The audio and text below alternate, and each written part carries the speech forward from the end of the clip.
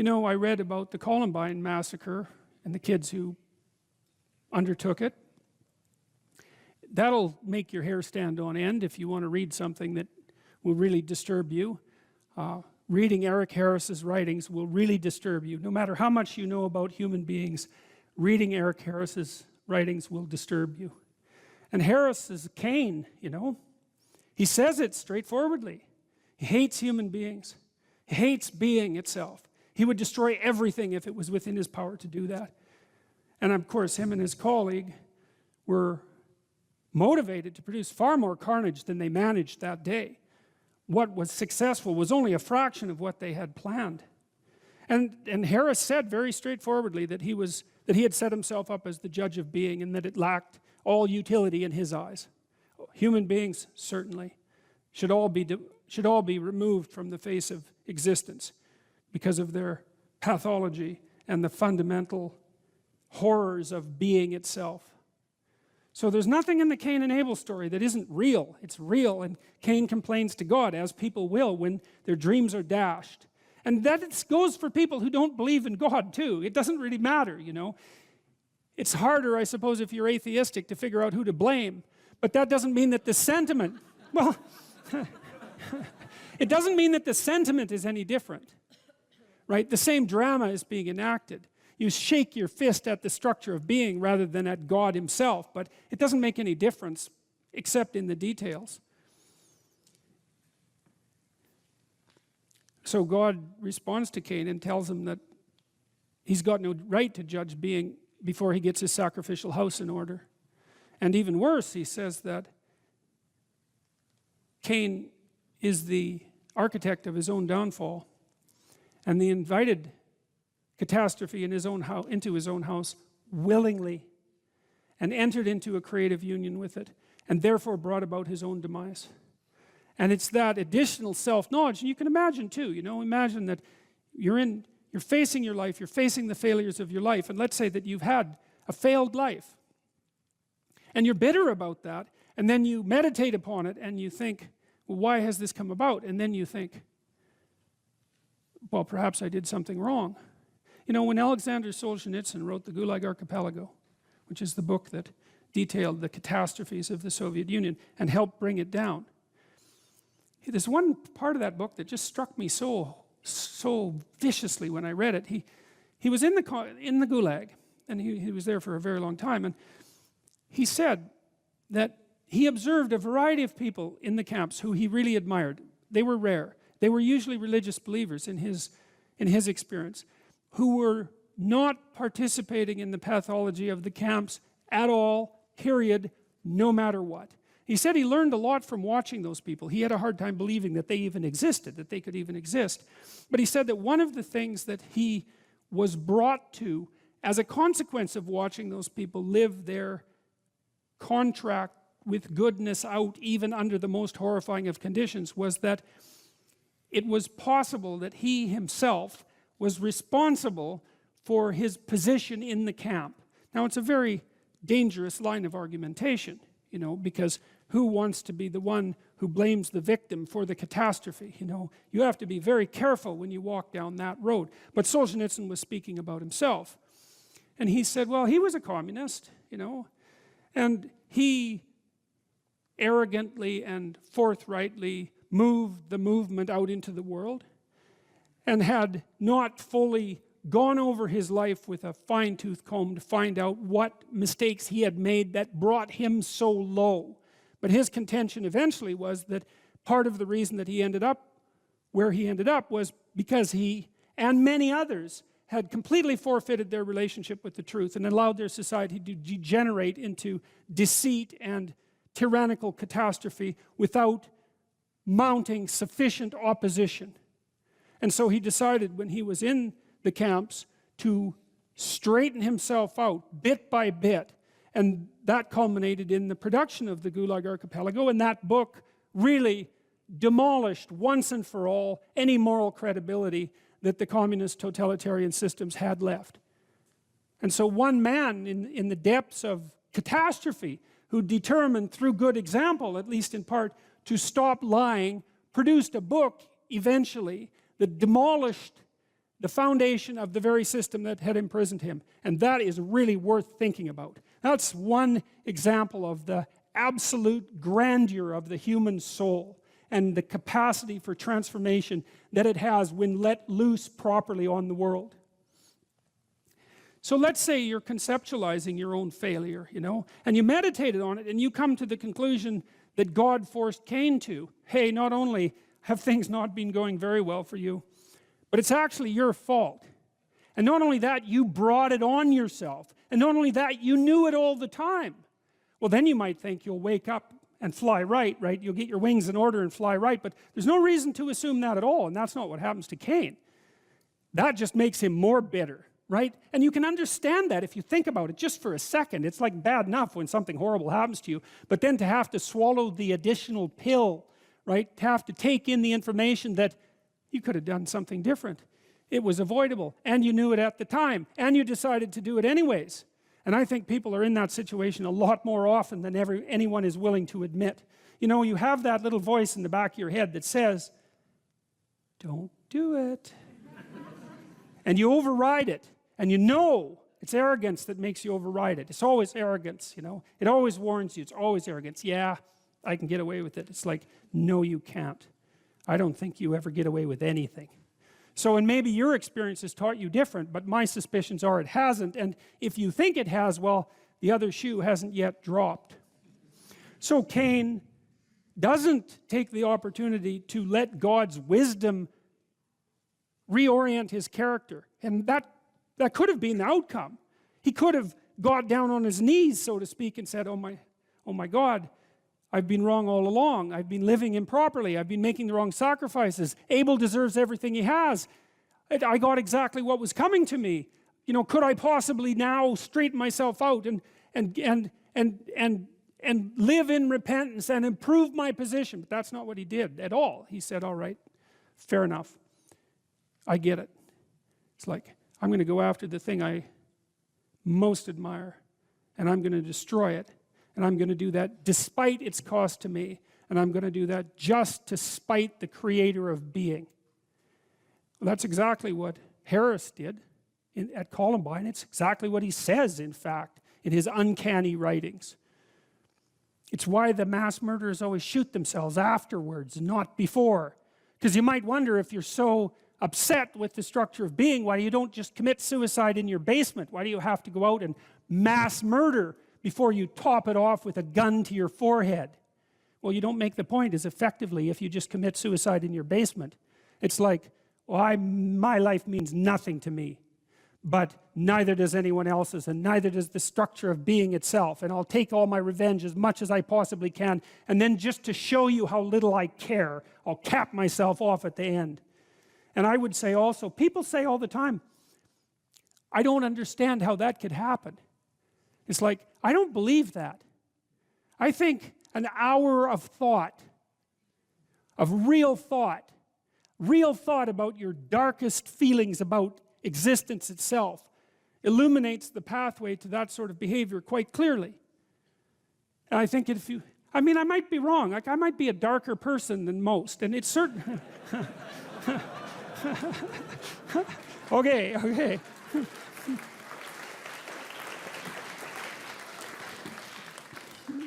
Well, at least I think there are plenty of people out there who are sufficiently dark to know exactly what I mean when I'm saying these things. And I would also say that if it doesn't leap to your understanding how that pathway might be illuminated, then you need to know a lot more about yourself than you actually know now.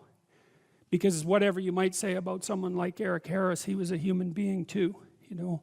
There's this idea in the New Testament that Christ was he who took the sins of the world unto himself. It's a very complicated idea, but part of it is associated with the idea that he met the devil in the desert as well. To take the sins of mankind onto yourself is to understand that within you dwells exactly the same spirit that commit the atrocities at Columbine or that ran the camps at Auschwitz, and to actually understand that that's part and parcel of your makeup, and then to take responsibility for it. And I think that in the aftermath of the terrible 20th century, that's what we're left with. We're left with the necessity to take responsibility for the most terrible aspects of ourselves.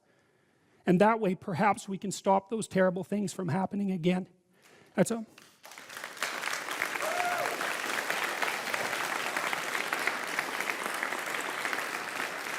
And that also means, you know, that you don't look for the, what would you call it, the purveyor of malevolence outside yourself, right? It isn't someone else, even though sometimes it's someone else. You know what I mean. It's like there are identifiable perpetrators, but that's not precisely the point.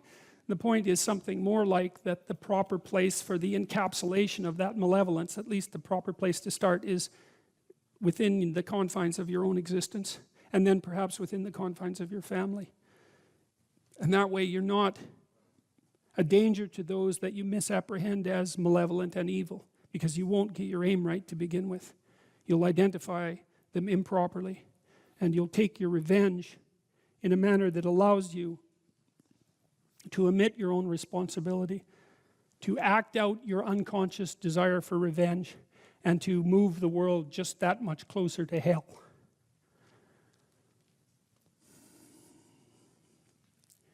Well, so Cain kills Abel. And then Cain gives rise to his descendants, one of whom is the person who's the first artificer in weapons of war. And then comes the flood, right? Which seems perfectly, miraculously reasonable to me, because what those stories do, it's so amazing that the story of Cain and Abel segues into the story of the flood, because it is the case that the catastrophes that beset society can best be conceptualized as the spread of individual pathology into the social world, and the what would you call the magnification of that pathology to the point where everything comes apart. And I truly believe that if you familiarize yourself with the last 100 years of history, that that's the conclusion that you would derive. And the people who are most wise that I've read who've commented on that say the same thing over and over, which is the key to the prevention of the horrors of Auschwitz and the Gulag in the future is the reconstruction of the individual soul at the level of each individual. And that's a terrible message because it puts the burden on you. But it's an amazing message because it also means that you could be the source of the process that stops that catastrophe and malevolence from ever emerging again. And you know, it's hard for me to imagine that you have anything that could possibly be better to do with the time that you have left. This is an interesting thing about the integration of the shadow, because recognizing yourself as the locus of evil, let's say, actually, in some sense, gives you far more respect for yourself, strangely enough, because the same respect that you might have for a wild animal or even a monster. So then maybe you learn to treat yourself differently. Like, I think this is particularly true with regards to the discipline of children. You know, if you know that you're a monster, and that will manifest itself in your life, consciously or unconsciously, and if it's unconsciously, it's not good, then you become better at disciplining children. And the reason for that is that you don't want to expose them to your dark side. And so if they behave and don't provoke you, which means they'll also behave for other people, then the monstrous part can stay in abeyance, and then that's great.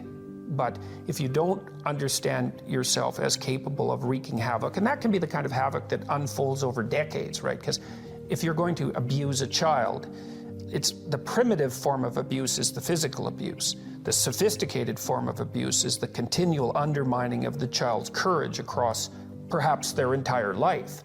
And that there's a terribly monstrous element to that. And if you're not respected properly by the child, say, you will absolutely take revenge on them. And, you know, in some sense, that's the whole Freudian psychoanalytic story. It's not all of it, but you either have that or it has you. Those are the options. And you don't become safe by being castrated. We've met some of your fans, and we got the impression they were all male fans, the ones that we talked to. And that they were struggling with their manhood, and that you give them this message that it's okay to be a man. It's not okay. It's necessary. What the hell are we going to do without men? You look around the city here, you see all these buildings go up, these men, they're doing impossible things. They're under the streets, working on the sewers, they're up on the power lines, in the storms and the rain. They're keeping this impossible infrastructure functioning, this thing that works in a miraculous manner. They work themselves to death, and often literally. And the gratitude for that is sorely lacking, especially among the people who should be most grateful. You see university professors, especially of the social justice bent, who are among the most protected and privileged people that the world has ever produced. They take everything they have for granted, failing to understand entirely that there's a massive infrastructure of unbelievably hardworking, solidly laboring, working class men breaking themselves in half on a regular basis, making sure that everything that always breaks works. And so a little gratitude for that is in order. And it's very useful to tell everyone, not just men, that they have an important role to play, a necessary role, and that if they act properly and honestly and forthrightly, that they can put their lives together and they can help their families and they can make their communities better, and that's not toxic masculinity, that appalling phrase. It's what keeps the world going round. If we had any sense, we'd understand that, instead of doing everything at every possible moment to label what we have in the West as oppressive and patriarchal and fundamentally predicated on power, of all the insane propositions. My audiences are often composed mostly of men between, say, 20 and 35. Not exactly young, but young enough. And they're desperate for a discussion about responsibility and fair play and noble being and working properly in the world, and the idea, and to hear the idea that their lives actually matter, that if they straighten themselves up and fly right, that they'll have a beneficial effect on themselves and their family and the community, and that the world is starving for that. And for them as individuals, not for them as a group, but for each of them as individuals. So, yeah, it breaks me up. Every time the topic comes up, it breaks me up, because it's so damn sad. And we're so stupid. We're alienating young men. We're telling them that they're patriarchal oppressors and denizens of rape culture and you know, tyrants in waiting, and we fail to discriminate between their competence and their tyranny. And it's awful. It's so destructive. It's so unnecessary, and it's so sad. And so whenever I think about it, especially because of all that I've seen of it, it makes me sad, like deeply. It's so sad.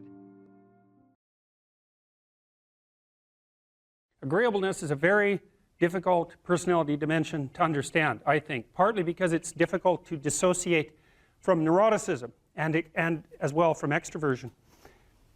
Because agreeable people like you, and so that kind of sounds like extroversion, and disagreeable people sound like they're hard to get along with, and they sort of are, but people who are high in neuroticism are hard to get along with too, and they tend to be volatile and irritable. And so most of the time, if you're engaged in a contentious issue with someone and emotions flare, it usually has more to do with trait neuroticism than with disagreeableness per se. So what I'm going to do is try to describe to you what the agreeable trait is on both of its dimensions, and also to lay out the pros and cons of existence on that normal distribution, trait normal distribution, at more or less every point. Because I think, the way I look at it anyways, is that of all the traits, agreeableness is the one that seems to come with the most marked positive and negative aspects, features, let's say, so we don't confuse it with aspects, the most positive and negative features at each point on the distribution. It's a very complex, seems to be a very, very complex dimension. So I'll read you some of the questions from the Big 5 aspect scale, and that'll give you kind of an initial rule of thumb estimate about whether or not you're agreeable or disagreeable. And so here are some of the questions. Imagine that you're answering these for yourself on a scale from 1 to 5, strongly disagree to strongly agree. So the first question is, am not interested in other people's problems. So if you are interested in other people's problems, that tilts you towards agreeableness, and I believe that's agreeableness is divided into compassion and politeness, which also sound like very positive things, right? Because everyone wants to be compassionate and everyone wants to be polite, and so you might say, well, is that a virtue? Are those virtues, with the other end being actually negative, to be not compassionate, not polite? It's certainly worded that way, and that's actually a mistake, because we know that these traits are normally distributed, roughly speaking, right? And that means that there has to be positive and negative features at every single position on the distribution. And so to make the presupposition, for example, that being extroverted is being better than being introverted, or that being emotionally stable is necessarily better than being neurotic, is to make a confusion of moral obligation with trait position. You have to assume that there's advantages and disadvantages all the way along, or the distribution wouldn't have set itself up that way, especially because these seem to be biologically instantiated traits. So anyways, if you're interested in other people's problems, they like to unburden themselves to you, you care about it. That's a mark of compassion. If you're more or less indifferent to other people's stupid problems and you wish they just get on with it, then you're less compassionate, you're harsher and more well, at the extreme, more callous. Let's see. Respect authority. That's politeness. That's part of agreeableness. Rarely, let's see.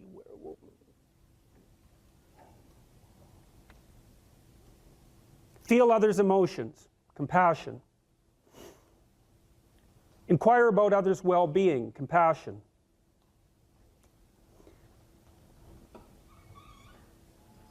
Can't be bothered with others' needs.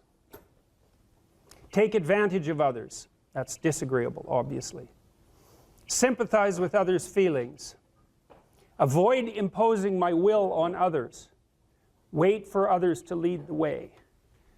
Okay, I think all of those were associated with trait agreeableness or disagreeableness. So let's think about this for a minute. So I'm going to tell you how I conceptualize agreeableness. The first thing you want to know is that women are more agreeable than men, about half a standard deviation. And that's approximately enough so that if you took a random male and a random female out of the population and you tried to guess who was more agreeable and you guessed the female, you'd be right about 60% of the time. So, but what's interesting about that, and this is something also to keep in mind, is about normal distributions, you know. So imagine you have a normal distribution so that most people are in the middle, and then you have another normal distribution, male and female, and mostly they overlap.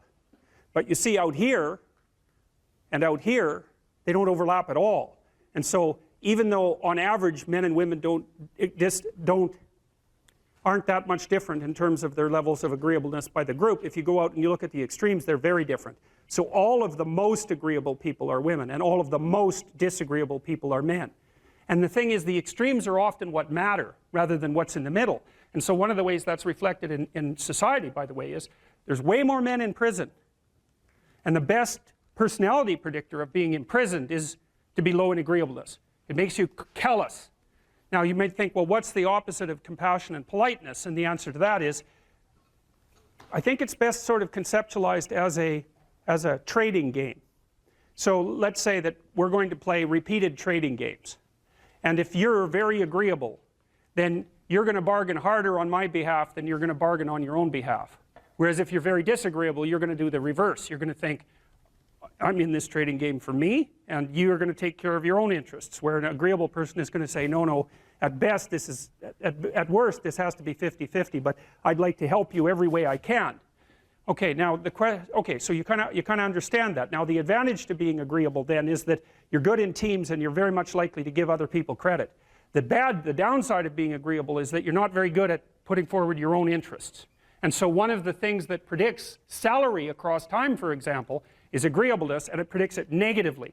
And so it's part of the reason why women get paid less than men. And this is something for the women in the class to really listen to. Because how you get paid across time depends on a very large number of things, right? It depends on your skills and your abilities and your position and your social network and all of that. But the other thing it depends on is whether or not you actually go ask for money. Or maybe that you don't even ask. Because actually you don't ask for money. You tell people that you need to be paid more or something they don't like will happen. And I don't mean as a threat. I mean that you have to be willing when you're negotiating to have an alternative. You go talk to your boss who isn't going to give you money, because everyone wants money, right? It's a competitive game. You're going to have to go there and say, look, here's what I do. Here's why it's useful. Here's why you have to give me more money. And this is my opportunities if you don't. And then you're not taking your boss's money anyways, because it's very frequently the case that he's working for a whopping big company. But he needs an excuse to give you money, because everyone's asking for money all the time. And so you have to put your case forward powerfully and disagreeably. Now, you don't want to do it too disagreeably, because then he's going to think that you're a son of a bitch, and maybe he's not going to give you anything, and maybe you'll get fired for being mouthy and all of that. And that certainly happens to people who are too disagreeable. You got to get the balance right.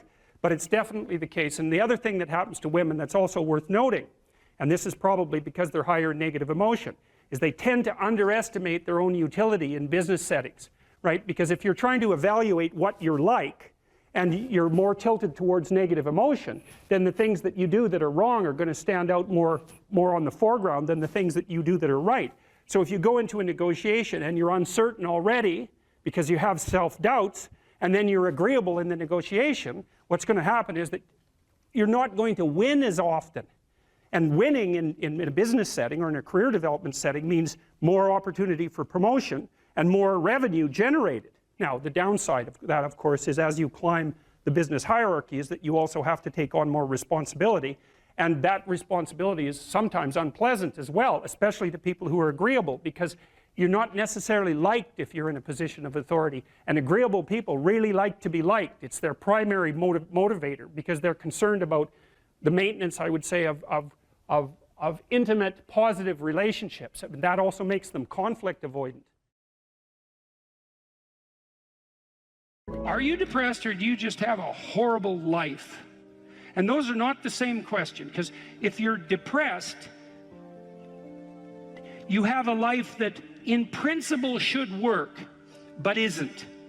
And so you come and say, look, I've got a lot of things going for me. You know, I've got a good job, I've got a good family, my wife loves me, but man, I'm miserable all the time. It's like, okay, well, let's delve into that a bit more deeply. But that kind of sounds like depression. But then you might come and say, well, I'm miserable, I'm suffering, I don't even want to be alive. And then I might ask, well, do you have an intimate partner? Well, no, not really. And I have had a history of catastrophic relationships. Do you have any friends? Well, you know, I have this one person I phone like once every month or so. But other than that, no, I don't really see anyone. Well, do you have any close family? No, my family's pretty fractured. I don't get along with my mom and dad. I don't see my sisters or my siblings much. It's like, well, how about a job? Or how about a career, or failing that, a job? It's like, well, I've always kind of been underemployed, and I just lost my job, and you know, that's not going very well, and so on. You can walk through someone's life, and you can find out if they're reasonably embedded in a hierarchy of social institutions. And if the answer is no, no intimate partner, no family, no children, no friends, no job, no career, no educational pathway, no engagement in civic responsibility, let's say, no church attendance, no spiritual life, no routine. It's like, well, you're not depressed, you just have a horrible life. Multidimensionally. Like, it's no wonder you're depressed. There's nothing in your life that is working. But it's interesting, because that's not exactly a diagnosis at the level of the individual. It's a diagnosis in relationship to the relationship between the individual and this structure of containing social institutions. If you don't have an intimate partner, and you don't have a family, and you don't have any friends, and you don't have a career or a job or any civic involvement, or any involvement, let's say, with religious institutions, and you don't have any creative striving, all you've got left is pain. And so that's what you have. And so here's a different way of thinking about sanity. Sanity isn't being well constituted as an atomized individual. Sanity is what makes itself manifest if you're properly situated in a hierarchy of social order. To be well constituted, you have to be a harmonious player in a multidimensional symphony in some real sense of social interaction. It's very hard to stay on the straight and narrow without a partner who doesn't share your blind spots, correcting you constantly. You know, now that's annoying. There's a tussling about it, right? There's a fractious and adversarial element to that, because if you're married, you don't see eye to eye, and thank God for that, because sometimes in your foolish insistence on being right, you're wrong, and wrong in a way that'll take you out. And so you better have a partner who doesn't think the same way you do. And fortunately, if you have a partner, you have a partner who doesn't think the same way you do. And so if you can get the dialogue flowing, then that's a mutually corrective mechanism. And so then you might say, well, the truthful dialogue between partners in a marriage is actually, it's the process by which sanity itself is generated. And I mean technically, it's like you're too complex to regulate yourself, period. And so you need other people to help you do that. So if you have a wife or a husband, someone who knows you and is there for the long run, they can help, you can help each other find the meaningful path and stay on it. And you can't do that alone. And probably just having a partner isn't enough. You need kids, likely, to keep you sane or to drive you crazy, depending on the nature of your children. Let's say you need family, you need your parents, you need your siblings, you need another community around you that's not merely your wife, because you're so crazy that it takes a village to keep you sane. And so, and then surrounding that more intimate web of kinship, you need friends. And friends keep you sane. Well, how? Well, you have to act in a manner that makes them want to be around you to have friends. And that means that to maintain your friendships, you have to be saner than you really are, right? You have to be, they have to be able to enjoy their time with you. If you practice forthright and voluntary exposure to that which terrifies and dismays you, it transforms you. And we really know this as psychologists. We even know there's more and more evidence suggesting, for example, that if you imagine you adopt this attitude of voluntary confrontation, that changes you psychophysiologically. So much of the biochemistry of motivation and emotion is transformed when you take a stressor which could be oppressive and paralyze you and cause you to withdraw, and you reverse that and you decide to advance. It's like a different spirit inhabits you. And I mean this physiologically. There's a whole different pattern of being that makes itself manifest in you neurologically and psychophysiologically and pharmacologically. So you take it on as a challenge, right? And that transforms you at a cellular level too, because one of the things we've discovered in recent years is that if you do something new and complex, then that turns on that parts of your DNA that haven't produced proteins before will start producing new proteins and reconstruct you from the cellular level up. So it's a deep transformation, and we have no idea how deep. And again, you could ask yourself, if you didn't withdraw in fear from anything from everything that life threw at you, who could you become? And I would say that's the central religious question in some real deep sense. You know, are more things thrown at us than we can manage? Well, that's a tricky question, because pretty dreadful things are thrown our way. And you might say, well, that's just presents an insuperable barrier to progress. That's not very helpful, because you're alive, here you are, you got these problems to contend with, and if it's an impossible task, then how could you be anything but hopeless and desperate? But then you think, well, wait a second, how would things transform if I took this on as a voluntary adventure?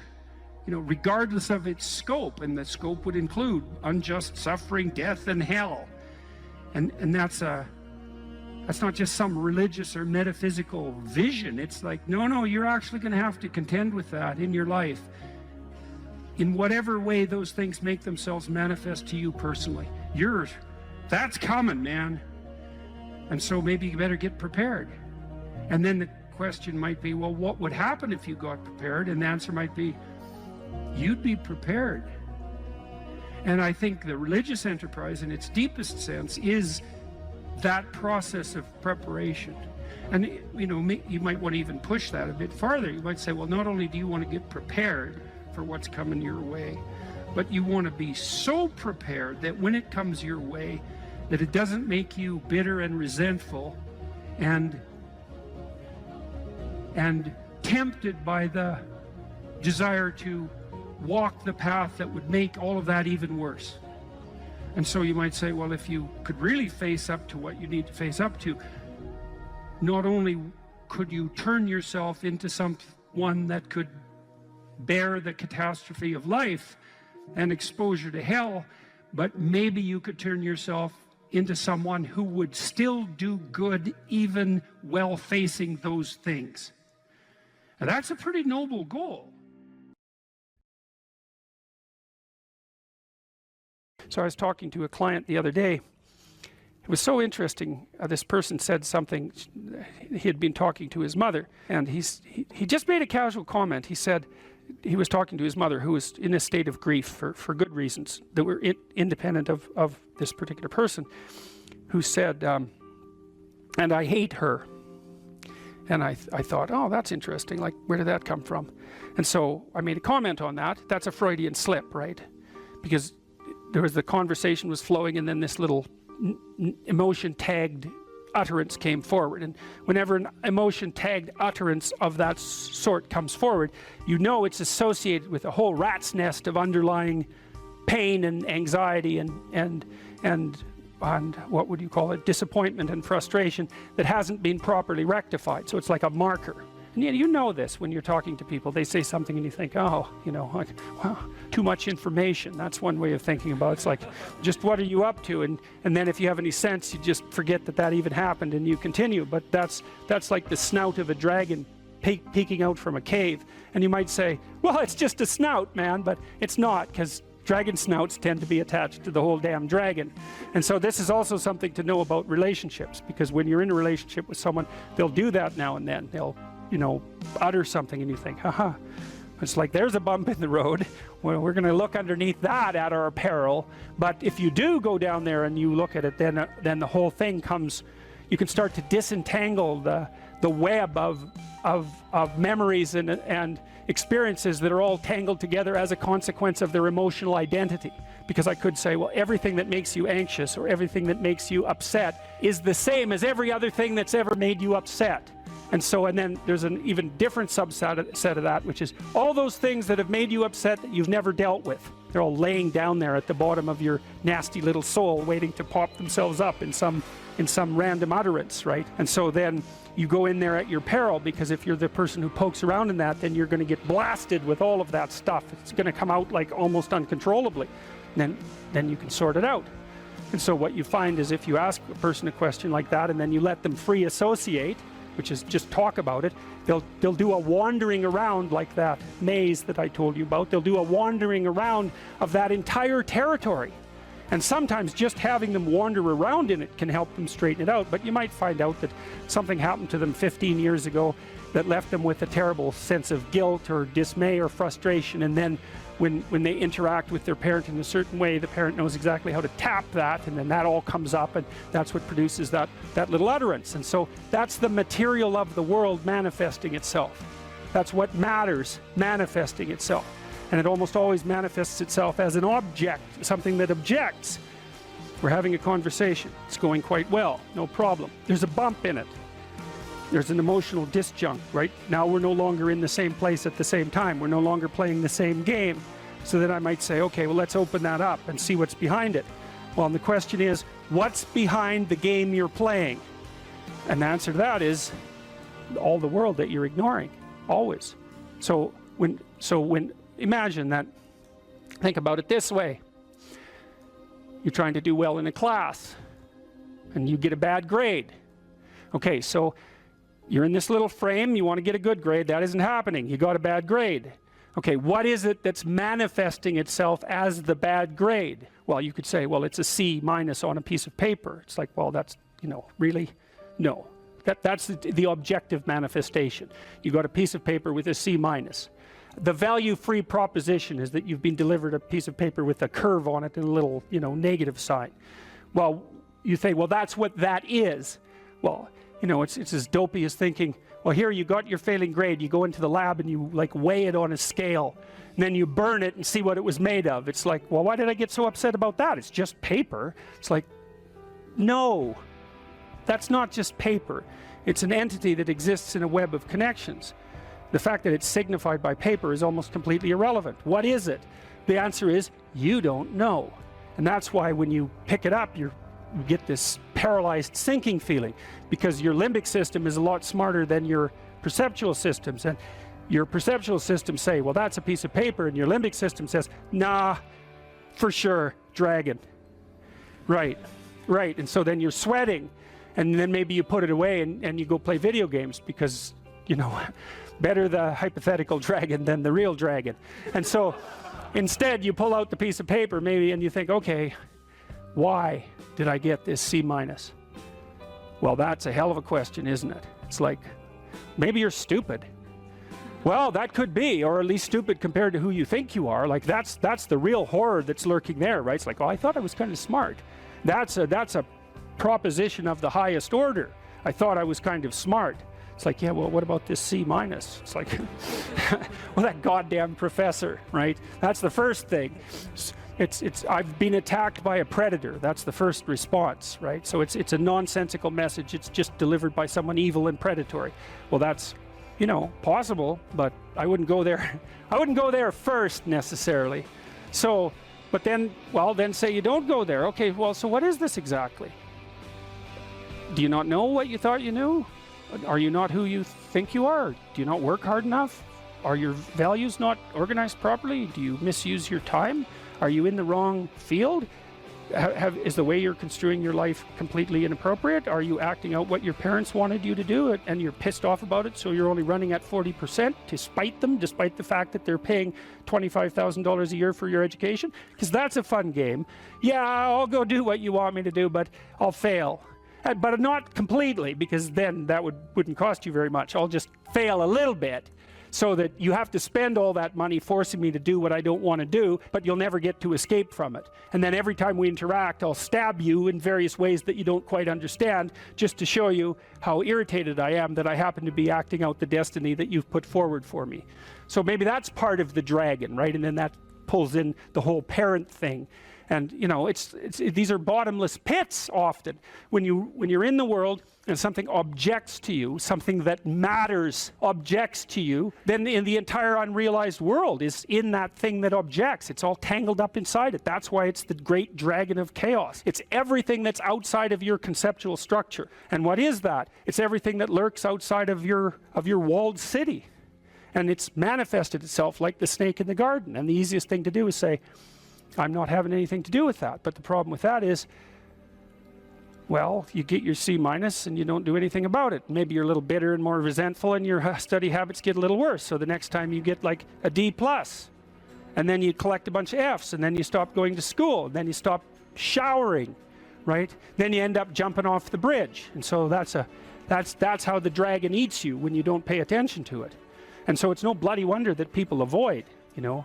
It's really no wonder that they avoid, because error messages contain within them the implicit world. Now, the upside of that is, well, they contain within them the implicit world. And the world isn't all negative. And so maybe you get your C-, and that's actually the best gift you ever got, because somebody finally took you and went, whack, you know, clue in. And so you take that apart and you think, oh, I don't know how to write. I don't know how to think. I've never read anything in my life. My study habits are abysmal, you know, like maybe I'm working at 2% efficiency, which is probably, I would suspect that, you know, some of you aren't doing that, but I bet there's 30 to 50% of the people in the room are working at 2% efficiency. It's like, to find that out is so optimistic. I mean, if you're barely hanging in there, but you're only working at 2%, you might imagine what you could have as a life if you're working at like 50%. So the C- can be the best gift you ever had, and that's the gold that the dragon hoards, right? That's exactly what that means. What's the relationship between the unconscious and the imagination? It's a very good question. That was a good question.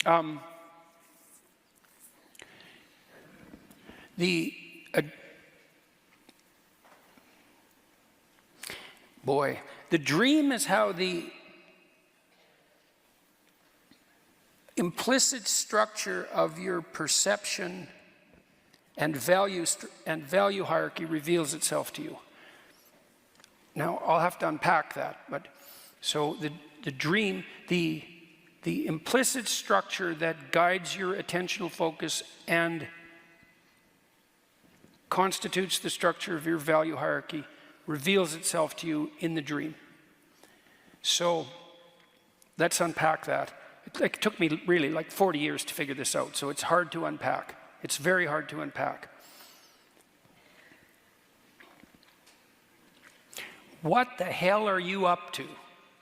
And the answer is, you don't know. Why? Because you're really, really complicated. And yet you can see the world, which is a very difficult thing to do because there are a lot of ways to see the world. There's an infinite number of ways to see the world. And the fact that you can see it one particular way is nothing short of a miracle, and you certainly don't know how you do it.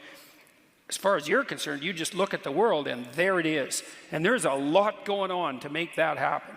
I mean, half your brain is devoted specifically to visual processing, and the other half is integrally involved. So for example, when you do something like look at a bottle, you know, you think, you see bottle, you think bottle, you evaluate bottle, you pick up bottle. You know, that's the order of perception to action. Sensation, perception, emotion, action. Or sensation, perception, emotion, thought, action. That's how we think we think. That's just not true at all. When you see a bottle, the motor grip you would use to pick it up is automatically primed by the perception. So even your motor cortex that governs your actions participates in the shaping of your perception. Almost everything you see in the world is a usable object or a pathway or an obstacle. You don't see things, because there's an infinite number of things. You don't see things and then overlay a value structure on that. The value structure is implicit in the perceptions. The value structure is implicit in the perceptions. And then the people who've made much of implicit bias sort of know that, although they're not smart enough to think through what they accidentally discovered. And so that's a big problem in our society at the moment, because you can be accused, for example, of unconsciously viewing the world through an oppressive, racist hierarchy of presumptions. You know, and there's a bit of truth to that, because you're probably a little more racist and sexist and, I don't know. How many flaws don't you have? Like zero. You've got all the flaws to some degree. And so, you know, we're all of us are ethnocentric.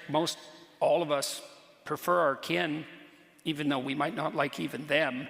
And, you know, you've had Christmas with your family. And you know who's most likely to murder you? In case you want to know.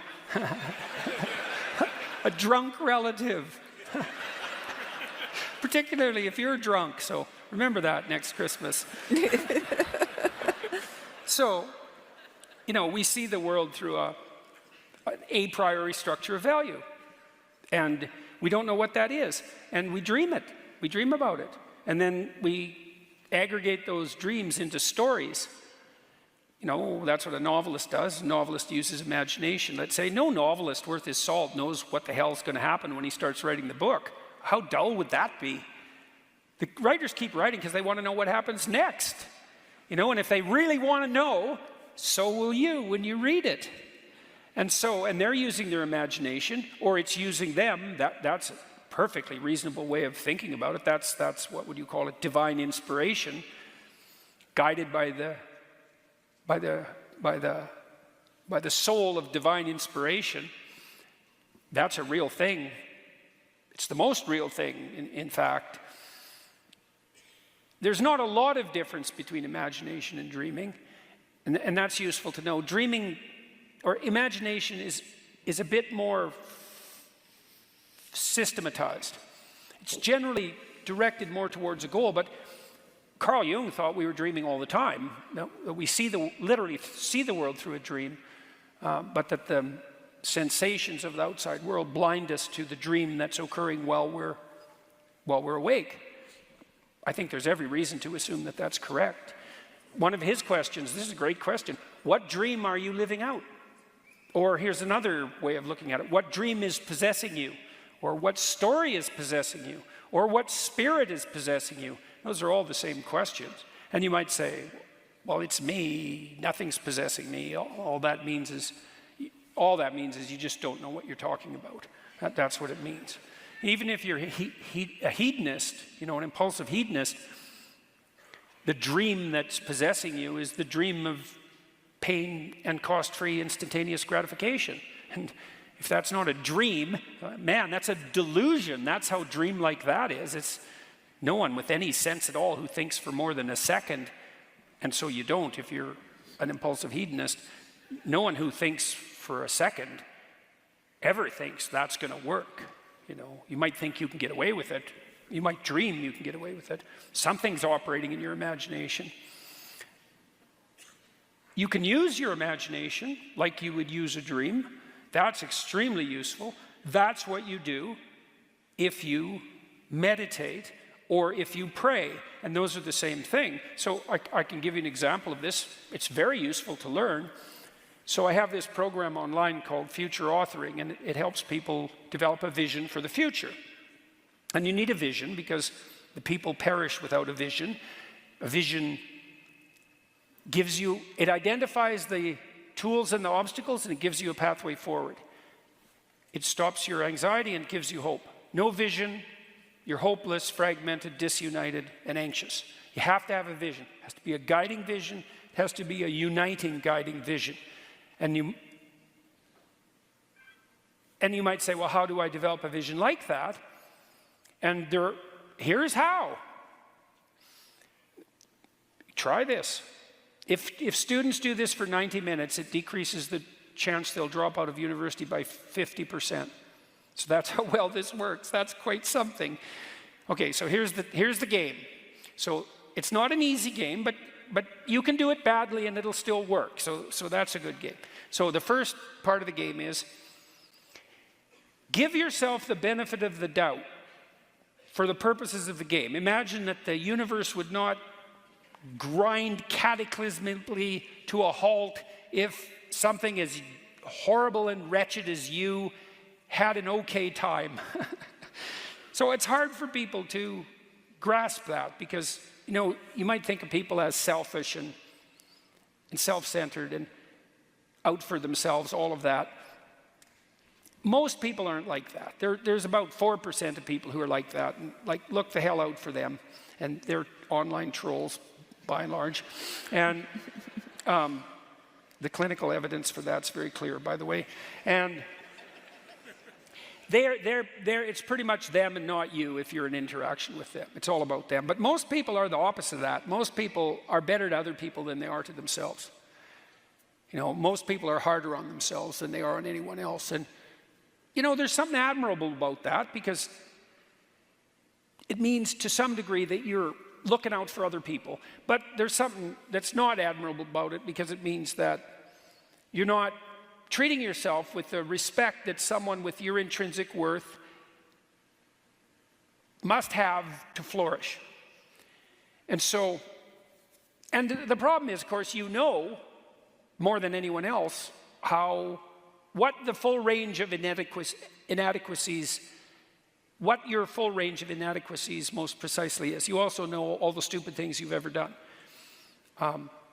And that's a heavy burden, and it's hard to look at yourself, knowing what you know about yourself, and then think that you deserve anything other than suffering for your sins. And so it's really hard for people to treat themselves like they would. This is something else I learned from Carl Jung. You know, there's this biblical injunction to love your neighbor as if he were yourself. But that sort of presumes you love yourself. Most people are better at loving their neighbors. But it's actually an equation, that rule. It's like, so the first part of the equation is, you should act out the proposition that it's incumbent upon you to strive to put your life together so the best possible thing could happen to you. You should strive to take care of yourself as if you're taking care of someone you love. That's hard because you know you're trouble.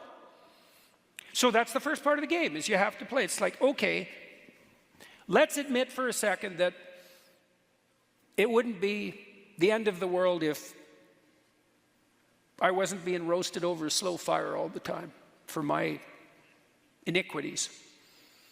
I'll give myself a break, okay? Now, so that's the first. That's hard. You got to think that through. You know, you got to open yourself up to the possibility that the earth wouldn't crack open and swallow you up if you dared to imagine that things maybe could go okay for you if you did the right thing. And then the next thing you do is you got to ask yourself a question. Ask yourself, whatever that means. It's like, how can you ask yourself and get the answer if you don't know the answer? And why do you have to ask the question if you could come up with the answer?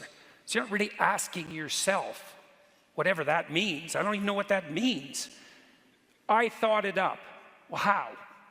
Well, how do you think things up? You don't know. Thoughts just appear in the theater of your imagination. They just spring out of the void. And there they are. And you might think, well, I thought that up. It's like, okay, have it your way. But it's not an explanation. It's a theory. It's a dream that it's you. So imagine you ask yourself a question. Now, the first thing you're doing is admitting that there's something you don't know. So that's humility. There's something I don't know that I need to know, that I could learn if I was willing to learn. So what don't you know? Here's the question. 5 years from now, you could have what you need and want, but you have to specify what it is. Now, you don't have to specify it perfectly, because as you move towards it, you can improve. You know, you're going to learn along the way, but you got to be aiming in the right direction, vaguely. And then you have to move in that direction to learn what you need to learn as you move in that direction. So then you think, and you have to ask yourself this, and then you have to imagine. It's like, okay, I get to have what I want and need. What would that look like? And maybe you're just stumped then, you know, because it's such a big question. And you've never really asked yourself that. And no one else has ever really asked you that either. And so you don't even know where to begin, because you're that lost in the desert. That's a good way of thinking about it. So in this online program, this future authoring program, we break it down into 7 questions for people. My clients used to come to me, my students too, and say, well, I don't really know what to do. What should I do? And my answer was, I don't know what the hell you should do. It's like, you're you. I'm not here to affirm your identity or to deny it. I'm here to help you figure out the pathway forward. But if you don't know what to do, well, here's some guidelines. Don't just do nothing, because you can't. If you do nothing, you just get old, and that's something. So there's no doing nothing. So you should do something. What? Well, why don't you do what other people do if you don't know what to do? You start with that. So what other people do? Where do people find meaning in their lives? Well, here's a bunch of different domains. Most people want an intimate relationship. And if you don't, well, you got to ask yourself, what the hell's going on? You know, are you bitter, resentful, cynical, terrified, betrayed, hurt, traumatized. Or you might be a misanthrope and you're one of those people who's extremely introverted. Maybe you're extremely introverted and creative, and you just want to go the hell out in the woods and not see anyone and do your creative thing. And it's like, okay, you're 1 in a million, you get a pass. But for most people, that's just complete bloody rubbish. And so people want to have an intimate relationship. Okay, so you admit that, and then you think, well, if I could have that relationship and it was the one I wanted, what would it look like? You know, and that can get very detailed. How would your family conduct itself if you were sitting around the dinner table? You know, it's like a Norman Rockwell painting, you know, that famous painting of Thanksgiving. It's like if you could have, or maybe you're just having an intimate candlelight dinner with your wife or your husband, and you get to have it, and it works. Well, what does it look like? Who are you? How are you dressed? How are you conducting yourself? What are you talking about? Who could you be? If you could have what you wanted? Well, you can imagine, and your imagination will provide you with an answer. And then you can write that down and think, well, that looks like that'd be a good deal. That'd be worth making a sacrifice for. And then you say, well, what else do people need? Well, family. Well, that might mean children. It might mean repairing the relationship with the children you already have. Might mean your parents, if you're fortunate enough to still have them, or unlucky enough, depending on the parents. And maybe you should fix that relationship. You know, and how do you fix it? Well, you try to find out what you can be grateful about that your parents delivered to you, and then everything left over, you see if you can work it out with them. And then you think, well, if I had a relationship with my father that I would want to have, what would that look like? And then there you go. You got some work to do right there. You know, Tammy did that, I don't know, 10 years ago? 10, 15 years ago. Well, so what do you do with your family? What was your vision? I wanted to improve my relationship with my father. How'd that go? As soon as I laid it down and wrote it out, it was right there in front of me, and it just happened. Is your dad like you? Yeah. Right. Yeah, even though he's old and he's not there all the time now. No, he's old, and he FaceTimed me the other day. My sister FaceTimed me, and I answered. She said, Dad wants to know when you're coming to visit. I said, well, I'm coming to visit on his birthday. So my sister said, do you want anything else, Dad? Nope, that's good. Yeah. Yeah, that's good. He's thrilled to see you. Yeah, it's good. And he trusts you. Mm-hmm. And that wasn't always the case. Well, it was more, I didn't trust him. That too. Yeah. Yeah. Yeah. Right. And your sisters? They're good. I don't say anything to them. I just listen. It works really well. Yeah. Right, because you used to fight when you talked. Well, I'd say what I thought. That never went very well. Right. So you just shut up. Yeah. Then they started talking to you. Then one of them told me that I'd never done anything myself, that my parents had given me everything, that I'd been spoiled and didn't go out on my own. And I just let her talk. And I thought, I don't know who she's talking to, but let her talk. And at the end of that, she said, you know, Tam, you're a really good mum. I said, thanks, Barb. And then she got along with you for about like 2 years. Yeah. And then she did it again once. But less so. Yeah. And, you know, she laid out this whole story about who Tammy was that was so preposterous that it wasn't even insulting because it had, like, nothing to do with Tammy as far as we could tell. And it was so interesting watching her do that because you could see that as she said it, she'd conjured up this story when she was, like, 14, and this is, like 30 years later, never really revisited it. And when she told the story, it was even obvious to her that, no. You know, and the next time too, you know, she came out with this litany of criticisms of you, and you just shut up and you didn't say anything or get irritated, and at the end she complimented you. The same way. You're a good mother. Yeah, I know. It was so amazing. Yeah. It was a good thing too, because after that Tammy's sister got very ill, and you know, she's mostly gone now, and if she hadn't got that put together when she did, it would have never happened. And that's one thing you don't want to have be the case with the people you love. She came on tour with us even. She did. For a little while. Yeah. So we had some good time with her. So, you know, you could put your family relationships together, and of course the more cataclysmic they are, the harder that's going to be. But boy, if you can put together a really fractured familial relationship, you've really got your act together. So it's a big challenge, but once you solve that problem, a lot of other problems look much easier than they did before. So, and then probably you want to have some friends, you know, and hopefully ones that like you, and then so you kind of got to think through what that means. What friends do you want to have? No, people never ask themselves that question. They sort of take random friends, and I'm not saying that you should be arrogant and picky, but you should have something like a philosophy of friendship. And here's a good start. Pick people that you can tell good news to. Okay? And pick people that you can tell bad news to. You know, and if you can tell them good news, then something good happened to you, and they're celebrating the fact that something good happened to you. And maybe you'll be able to return the favor, and that's part of what friendship is. And so that's a good thing, because they're not going to be jealous and bitter and spiteful and resentful and try to drag you into the cooking pot with them just because you've managed to clamber out, you know. And then on the bad news front, well, you tell someone bad news, and it's time for them to shut the hell up and not tell you about how something happened to them 5 years ago that was even worse, and they offer you a certain amount of comfort, or at least they listen, which isn't nothing, that's for sure.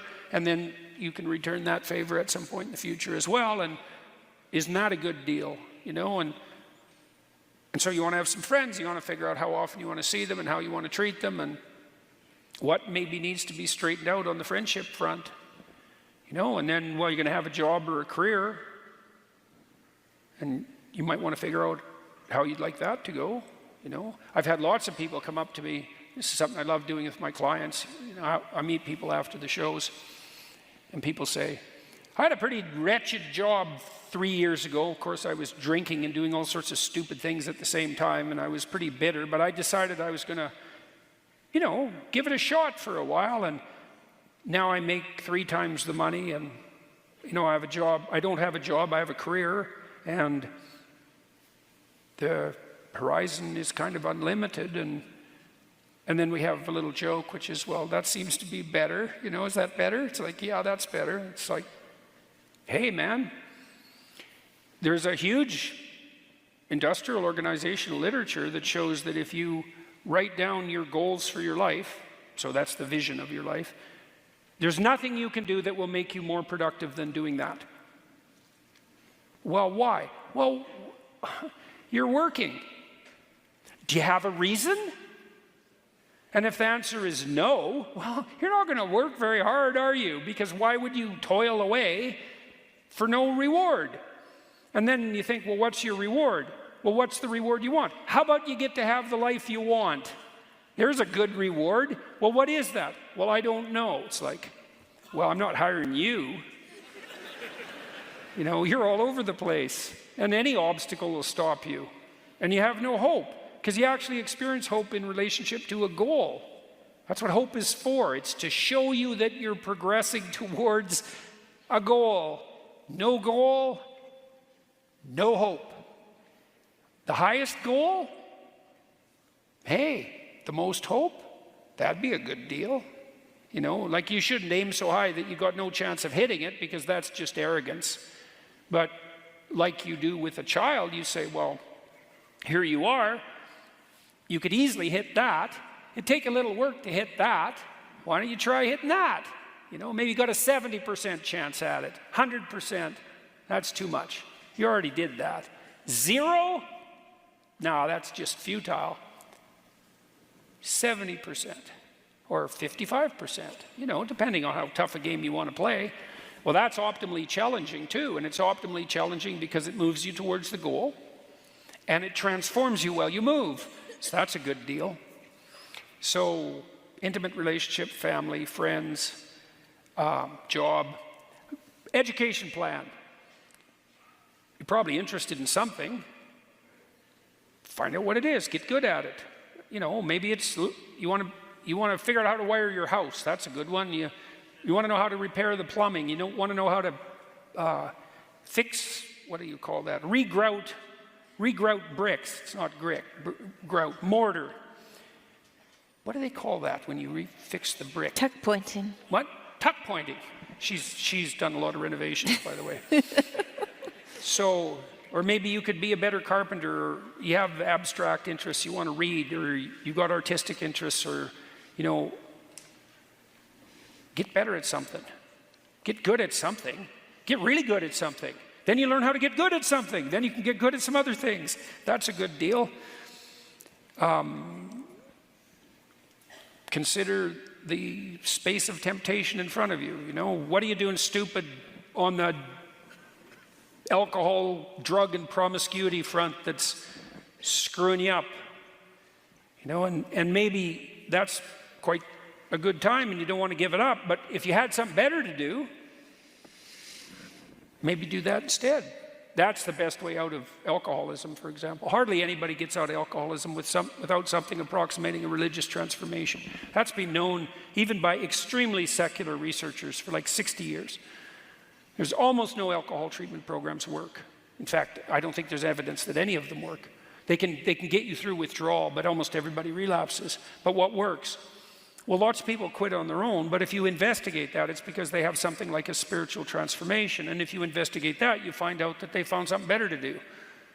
And so, and in that, you know, it's a crucial point, because especially if alcohol, for example, is a good drug for you, it relieves anxiety, it improves positive emotion, it makes people more social, and it decreases self-consciousness, so you can do impulsive, hedonic, foolish things and enjoy them in the moment. That's a pretty damn good deal, except that there's tomorrow. And so why give that up? Especially if you have nothing. And the answer is, well, you won't give it up if you have nothing. But if you have something better to do, you might think, I'd rather do that. You know? I mean, I like to drink. I drank a lot when I was a kid. I started drinking when I was like 13. I used to sit with my delinquent friends behind the fence in Fairview, Alberta, 800 miles north of the American border, 20 bloody below when it was warm in the winter. And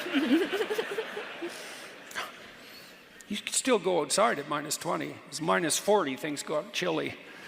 And we'd drink, you know, vodka we'd put in the freezer and have a perfectly fine old time. And there was plenty of drinking up north, that's for sure. And I really liked it. I was very frequently the last person at the party.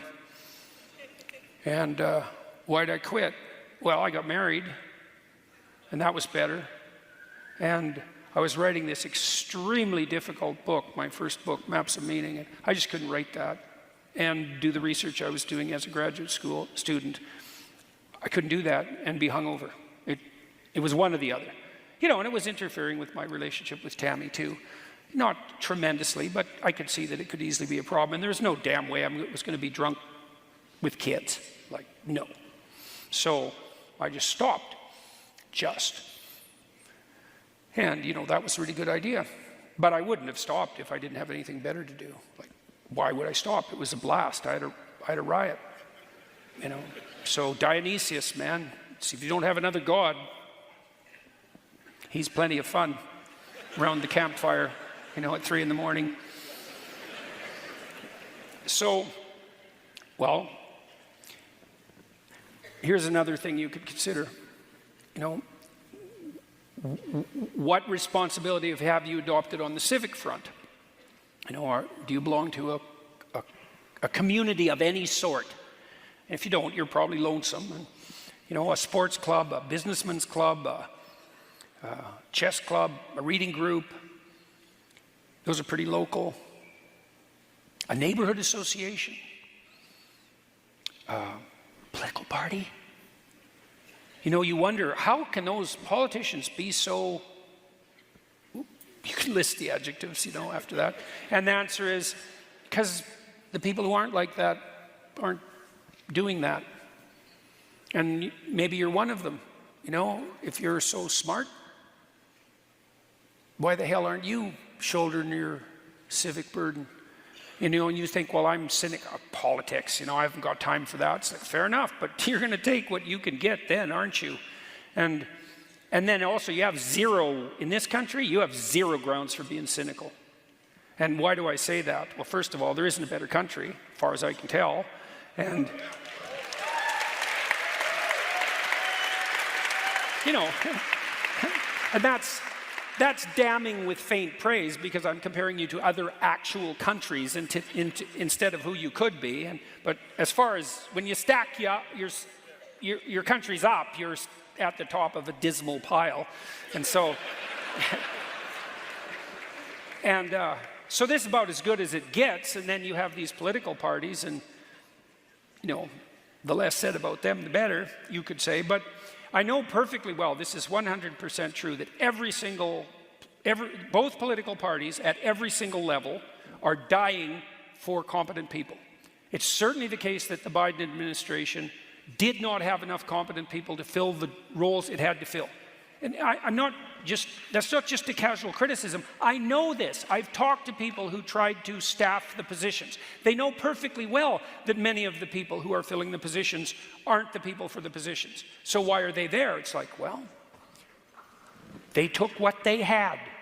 So, and I'll tell you something else about being involved in a political party, and I know this to be true as well.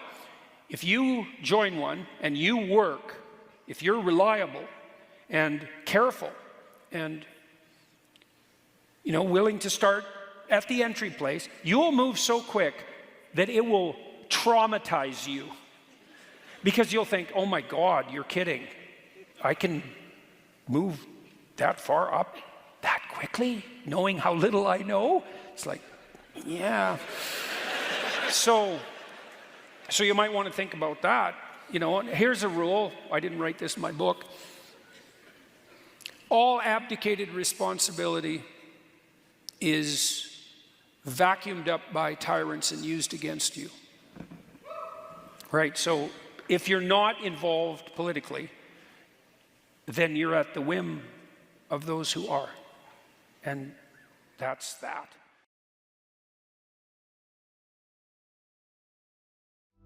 You say you are morally obligated to do remarkable things. Mm-hmm. Why? Well, I think partly because life is so difficult and challenging that unless you give it everything you have, the chances are very high that it will embitter you, and then you'll be a force for darkness and not good. And so, you know, the fact that life is short and can be brutal can terrify you into hiding and avoiding. You can flip that on its head and understand that since you're all in anyways, you might as well take the risks that are adventurous. There isn't anything more adventurous than the truth. So why is that a moral obligation? Well, if you hide and you don't let what's inside of you out, and you don't bring into the world what you could bring, and you become cynical and bitter, you will start doing very dark things. Not only will you not add to the world what you could add, but you'll start being jealous of people who are competent and doing well and work to destroy them. So that's the pathway to hell, really. We need to separate out the distinction between fantasy and delusion. You do have a fantasy about the future. So you have to provisionally map the future. That's what a plan is. That doesn't make it a delusion. Like, it becomes a delusion when the map bears no relationship to the underlying territory.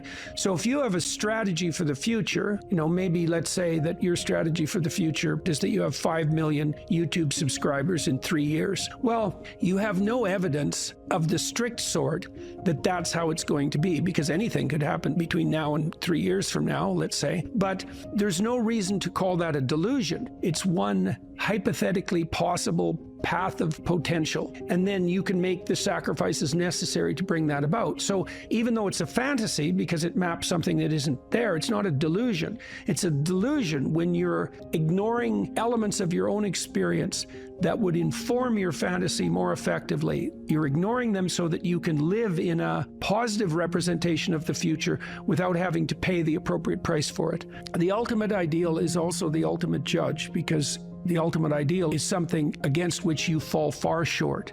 And that might be so painful that you can barely stand it. But then what you do is two things, I suppose, is you lower the ideal and you raise your estimation of your potential. And what do I mean by lower the ideal? Well, if you're comparing yourself to someone or even to a future self, and the gap is so painful that it paralyzes you, then you've created a dragon that you don't have the tools to master.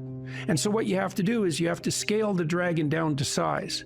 And you want to scale the dragon down to size until it's a size that you are willing to move toward, however small that is. Now, you know, if you're here and your ideal is here and that gap is unbearable, then you reduce the gap and you reduce the gap. And you're going to have to do that anyways, because you're not going to move from where you are to perfect in one fell swoop, right? There's going to be incremental steps. So you have to fill in that hierarchy of progression with a high enough resolution representation so that you can start to move forward. There's another gospel comment that's very interesting. It's called the Matthew principle. And the Matthew principle is, to those who have everything, more will be given, and from those who have nothing, everything will be taken. Now, it's brutal because it implies that reality works like this. When you're moving up, you go like this, right? And that's pretty nice. That's a lot better than this. But when you're going down, you go like that, right? It's like downhill, downhill, cliff. Okay, so you want to avoid the downhill path.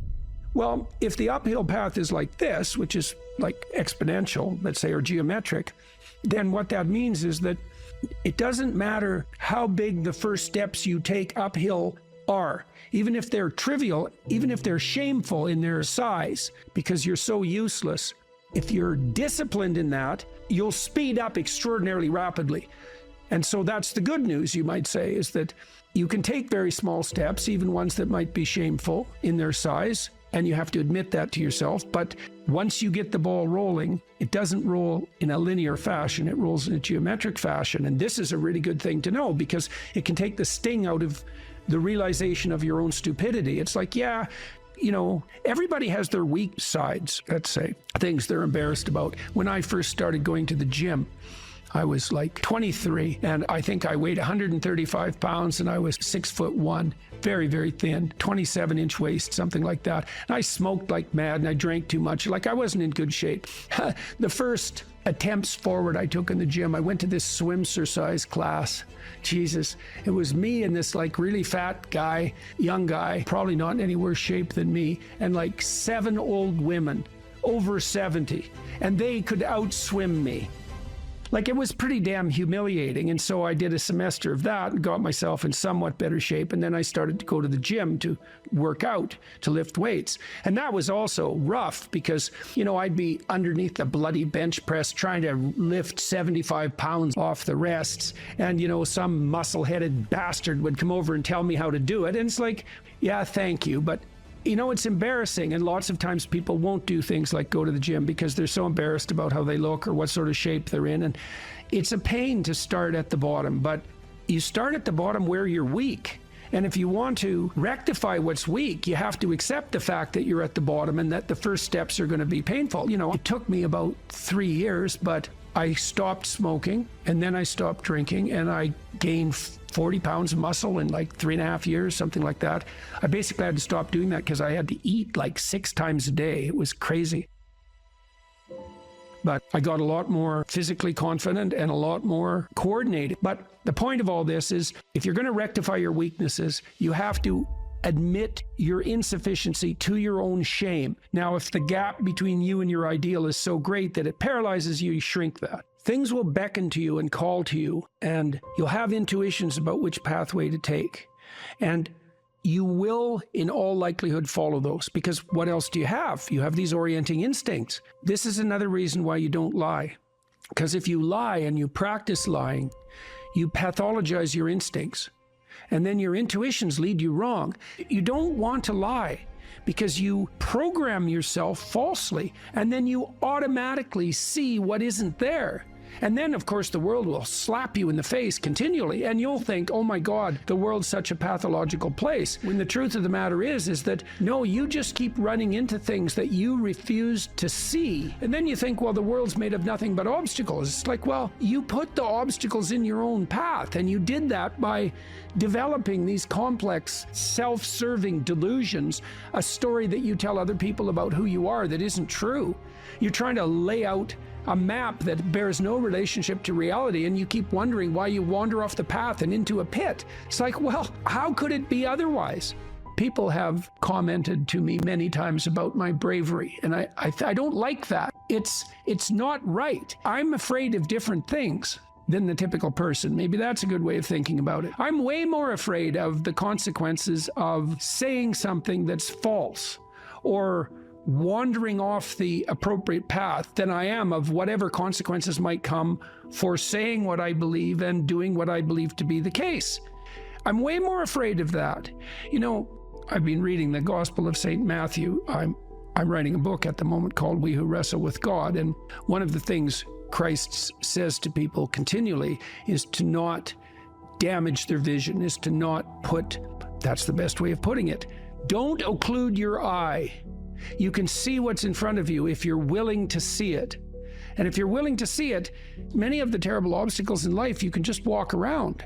But if you blind yourself purposefully to follow your own narrow, self-serving delusion, you're going to run into terrible things and terrible people and the terrible part of your own soul all the time.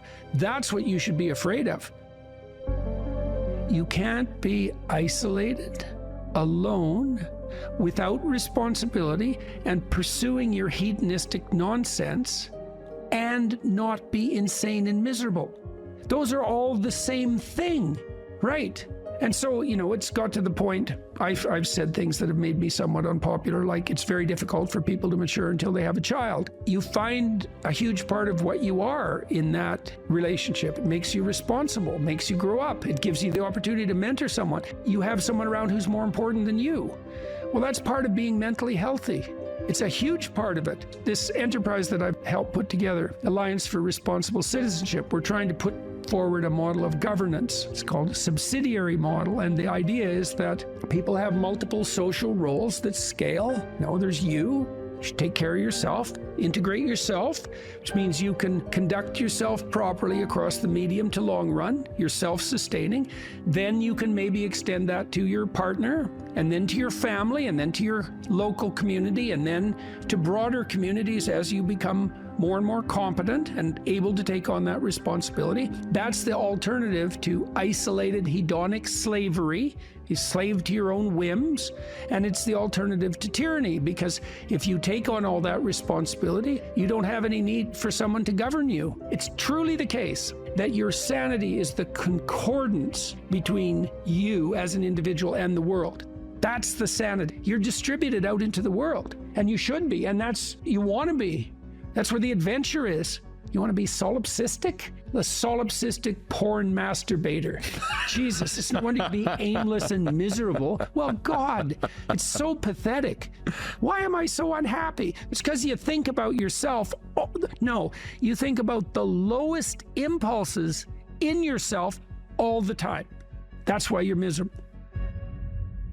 People exist in a sacrificial relationship to the world. What does that mean? It seems to mean something like human beings are aware of their extended self. You know you're going to be around tomorrow and next week and next month and next year and 5 years from now and 10 years from now. Now it's less certain as you go out, but you do have the sense of yourself as something that stretches across the decades. Okay, and so what that means is that you have to conduct yourself in a manner that isn't merely immediate. You have to conduct yourself in a manner that will work across time. Now, how do people do that? They work. Work is a sacrificial gesture. So you work, by definition, virtually. Work is the sacrifice of the present for the future. I mean, maybe someone can come up with a better definition of work than that, but I don't think so. It's like you put in time and effort right now, even if it's something not what you'd like to be doing at the moment. You put in time and effort because you believe. What the hell does that mean? You believe it'll pay off. Well, is that a contract with the future? Is it a covenant? Because the relationship that the biblical corpus characterizes human striving is covenantal. It's a bargain. The bargain is you make the right sacrifices and they pay off. That's the bargain. Now, you might say, well, that's just part of the social contract, but the biblical corpus insists that it's deeper than that. It's built into the structure of reality itself. And that if you got the sacrifices right, the future would be paradisal. That's a kind of sacrifice right there, is that you're willing to sacrifice your short-term physiological and psychological comfort for a medium to long-term benefit. It's the essence of sacrifice. This is something the atheists don't understand about the biblical narrative, is that the narrative insists that we live in a sacrificial relationship. It's the essence of humanity to live in a sacrificial relationship. It's like, well, is that true or not? Well, as you mature, your relationships are more sacrificial. It's less about what you, in your narrow sense, want right now, and it's more about what's good over the medium to long run, including other people. Well, that's a sacrificial relationship. Now, the covenant, and this is a matter of faith. It's the matter of the deepest faith. Are you willing to act out the proposition that the way to make the world reveal its will suffice? There's technically two different forms of reward. There's consumatory reward. That's what an orgasm is. It's consumatory reward. It brings the behavioral and perceptual sequence to a halt. It ends it, right? At the climax, it ends it. But then it's over. That journey is over, right? Then there's the dopaminergic reward, and dopaminergic reward is evidence of advancement towards a goal, right? Okay, so there's a corollary to that. Well, how do you become optimally engaged? Because dopamine facilitates engagement and focus, which is why drugs like amphetamines can be used for kids who are attention deficit disorder. You tap up the dopamine response, they lock on, right? Okay, so they're locking on to a goal-directed pursuit. The problem with amphetamines is that they can lock you on so hard you can't get out of the frame. So like kids on amphetamines will obsess, for example, about cleaning up their closet. They can't switch to the next activity. Okay, dopaminergic reward is reward that's accrued in relationship to a goal. Okay, so what's an implication of that? Well, pursue the highest possible goal. Well, why? Because the kick from advancement is higher. Now, you have to balance that. It can't be, you have to advance, right? Because imagine the reward's got two components. Number one is you're moving towards something valuable. Okay, so you want it to be as valuable as possible. Okay, but you have to be moving. You need something extremely valuable that you can move towards. Okay, so part of the reason that you establish a relationship with God, let's say, is because that's what sets the upper bound to your vision. It's like, I want things to be the best they could be. That's a vision of paradise. Well, that has to be fractionated into, your proximal decisions, but lurking behind that should be this continual movement towards, what would you say, a heaven that recedes as you approach it. That's the proper vision of heaven. A heaven is a place that's perfect and getting better, both at the same time. That's what music shows you, because a great piece of music is perfect, but it's just getting better as it unfolds. And you need that. This is part of the problem with a static utopian vision, something Dostoevsky criticized. If you gave people nothing but consumatory reward, he famously says, so that they can do nothing but sit in tubs of hot water, eat cake, and busy themselves with the continuation of the species, human beings would break that all to hell in a moment just so they have something interesting to do. If you run yourself through a disciplinary process, so you accomplish something, maybe you don't attain the goal you were aiming at, but you accrue a new way of looking at the world and a set of skills. Well, if you just keep doing that, you have multiple ways of looking at the world and more skill. Well, that's your storehouse of treasure. As you walk through life in your normal mode, things will call to you. And if you pursue them, they will take you deep. It doesn't really matter what it is that calls. What matters is that you pursue it, and you pursue it to the depths. And as you pursue it to the depths, you will become transformed. And if you do that without reservation, that will turn you into the person who frees the slaves and opposes the tyrants. And that is how it works. That's the call. And that can happen in any direction, virtually any direction. You just have to pursue it with sufficient faith.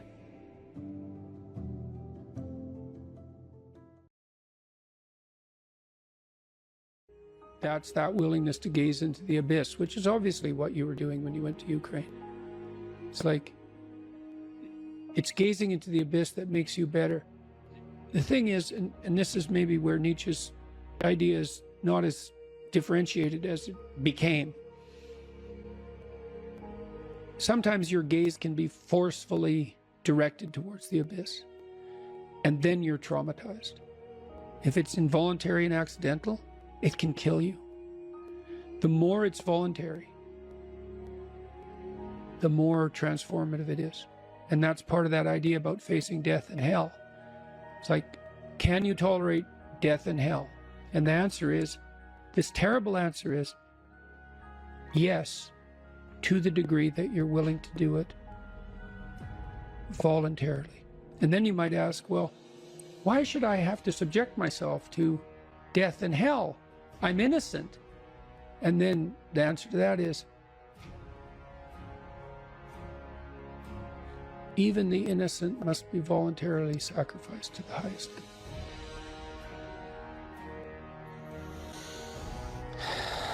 That's such an interesting distinction.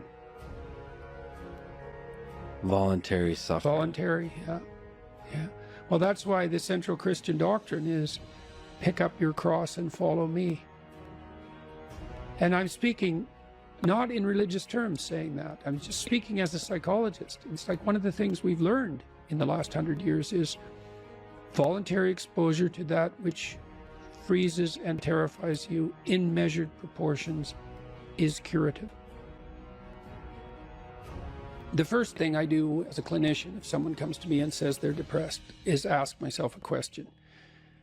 Well, what does this person mean by that? So I have to find out, like, because maybe they're not depressed, maybe they're hyper anxious, or maybe they're obsessional. Like, there's various forms of powerful negative emotion, so they need to be differentiated. But then the next question you have to ask is, well, are you depressed, or do you have a terrible life? Or is it some combination of the two? So if you're depressed, as far as I can tell, you don't have a terrible life. You have friends, you have family, you have an intimate relationship, you have a job or a career, you're about as educated as you should be given your intelligence, use your time outside of work wisely, you're not beholden to alcohol or other temptations, you're engaged in the community in some fundamental sense, and all that's working. Now, if you have all that and you're feeling really awful, you're either ill or you're depressed. And so then sometimes there's a biochemical route to that, treatment of that. My experience has been as a clinician is if you're depressed, but you have a life and you take an antidepressant, it will probably help you a lot. Now, maybe you're not depressed, exactly. You just have a terrible life. What does that look like? You have no relationship. Your family's a mess. You've got no friends. You've got no plan. You've got no job. You use your time outside of work not only badly but destructively. You have a drug or alcohol habit or some other vice, pornography addiction. You are completely unengaged in the surrounding community. You have no scaffolding whatsoever to support you in your current mode of being or you move forward. And then as a therapist, well, you do two things. Well, if it's depression per se, well, like I said, there's sometimes a biochemical route, a nutritional route. There's ways that can be addressed. It's probably physiological if you're, at least in part, if you're depressed but you have an okay life. Sometimes it's conceptual. You can turn to dreams, sometimes to help people, because dreams contain the seeds of the potential future. And if your person is a real good dreamer and you can analyze dreams, that can be really helpful. But that seems to be only true for more creative people. And for the people who just have a terrible life, it's like, okay, you have a terrible life. Well, let's pick a front. How about you need a friend, like one sort of friend. Do you know how to shake hands and introduce yourself? I'll have the person show me. So let's do it for a sec. So it's like this. Hi, I'm Jordan. And people don't know how to do that. And then they can't even get the ball rolling. For the listener, Jordan just gave me a firm handshake. Yeah, as opposed to a dead fish. You know, and there's these elementary social skills that hypothetically, if you were well cared for, you learned when you were like 3. Yeah. And sometimes people have, I had lots of clients to whom no one ever paid any attention. And they needed like 10,000 hours of attention. And some of that was just listening, because they had 10,000 hours of conversations they never had with anyone, and they were all tangled up in their head. And they had to just, one client in particular, I worked with this person for 15 years. And what she wanted from me was for me just to shut the hell up for 50 minutes, which was very hard for me, and to just tell me what had happened to her. And then what happened at the end of the conversation, then I could discuss a bit with her. And then as we progressed through the years, the amount of time that we spent in discussion increased in proportion in these sessions, until by the time we stopped seeing each other, when my clinical practice collapsed, we were talking about 80% of the time. But she had never been attended to properly, ever. And so she was an uncarved block in the Taoist sense, right? She hadn't been subjected to those flaming swords that separated the wheat from the chaff. And so you can do that in therapy. If you're listening and you're depressed, I would say, if you can't find a therapist, and that's getting harder and harder, because it's actually become illegal to be a therapist now, because you have to agree with your clients, which is a terrible thing to do with them, just like it's terrible just to arbitrarily oppose them. You could do the self-authoring program online, because it helps you write an autobiography. And so if you have memories that are more than 18 months old that bother you when you think them up, part of you is locked inside that. An undeveloped part of you is still trapped in that. That's a metaphorical way of thinking about it. That's why it still has emotional significance. So you can write about your past experiences, but I would say wait for at least 18 months if something bad has happened to you, because otherwise you just hurt yourself again by encountering it. You can bring yourself up to date with an autobiography. There's an analysis of faults and virtues, that's the present authoring, and then there's a guided writing exercise that helps you make a future plan. That's young men who do that, could go to college, young men who do that, 90 minutes, just the future authoring, 90 minutes, they're 50% less likely to drop out. That's all it takes. Like, I had clients who were so depressed they literally couldn't get out of bed. So what's their first step? It's like, can you sit up once today? No. Can you prop yourself up on your elbows once today? Like, you scale back the dragon till you find one that's conquerable, that moves you forward. There's a rubric for life. Scale back the dragons till you find one conquerable, and it'll give you a little bit of gold commensurate with the struggle. But the plus side of that, because you think that, God, that's depressing. You mean I have to start by sitting up? Well, you do if you can't sit up. But the plus side of that is, it's the Pareto distribution issue, is that aggregates exponentially increase. And failures do too, by the way, but aggregates exponentially increase. So once you start the ball rolling, it can get zipping along pretty good. This person that I talked about was incapable of sitting with me in a cafe when we first met, just talking, even though I was her therapist. But by the end, she was doing stand-up comedy. So, it took years, but still, most people won't do stand-up comedy. That's quite the bloody achievement. She would read her poetry on stage too. So for someone who was petrified into paralysis by social anxiety, and who had to start very small, it was a hell of an accomplishment.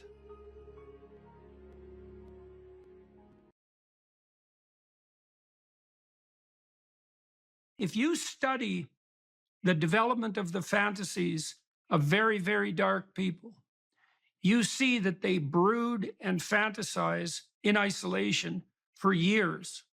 And the fantasies get darker and darker and darker. So they're bitter and resentful to begin with. And then they start fantasizing about, well, what they would want. That can take a sexual end, or it can take a very violent end, or it can take both. And what they're really after is the ultimate in revenge. And on the sexual front, they find a kick in extending the, what would you call it, unacceptability of the fantasy one stage at a time.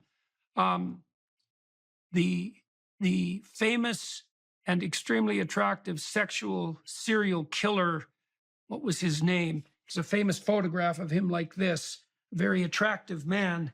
Do you remember his name? Ted Bundy. Anybody? Ted Bundy. Ted Bundy detailed out exactly how his fantasies progressed as he became more and more involved with pornography. And what happens in some sense is that these people who are nursing these terrible fantasies want to stay on the edge of novelty. And so their fantasies get darker and darker and darker as they progress down that road. And so after 1,000 such micro progressions, they end up in exactly the sort of pit that you're describing. And some of that is pure sexual kick because of the novelty. But it's got this sadistic and perverse, vengeful twist. And you could think about it this way. You know, I think it says in the Gospels that, you know, it would be better that a millstone was hung around your neck and that you were cast into the abyss than to do harm to any of God's children, let's say. And that's actually where the perverse delight comes, because the most egregious possible sin, let's say, is the violent sexual abuse of the most innocent possible person. And the perverse novelty kick is highest at exactly that point. And then that just goes from bad to worse. And there's 1,000 or even 10,000 micro decisions that go along with that. There's also a great book called Ordinary Men. This is well worth reading, although it's a bloody catastrophe to read, I'll tell you. It details out how a group of German policemen who were moved to Poland during World War II were transformed from ordinary ordinary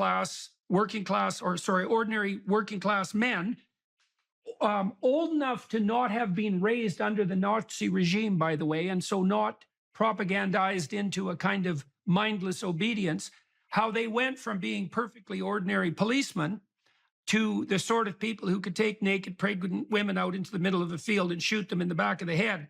And it isn't like they had an easy time with that. Some of them reported the same sort of thing that you reported when you first watched that video.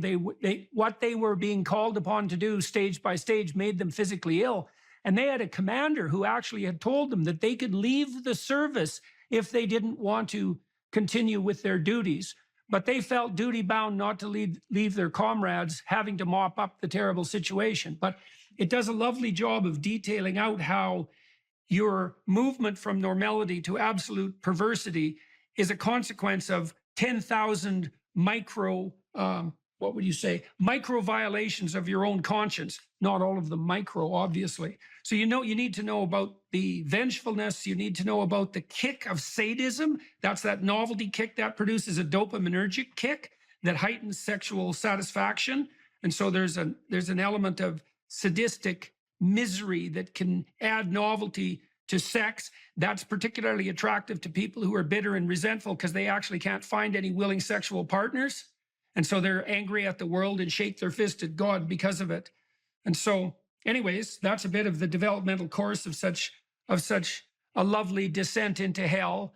And the interesting thing about it is that people brood, like you don't get to the point where you're watching pornographic videos of children being raped without hundreds or even thousands of hours of increasingly demented voluntary fantasy. And that's that allowing the spirit of sin that would otherwise crouch on your doorstep to enter your house and have its way with you, right? It's like a collaborative venture with Satan himself. That's the most straightforward way of describing it. And so, that's, I don't know what you have to say about that, but I'll let you have at her.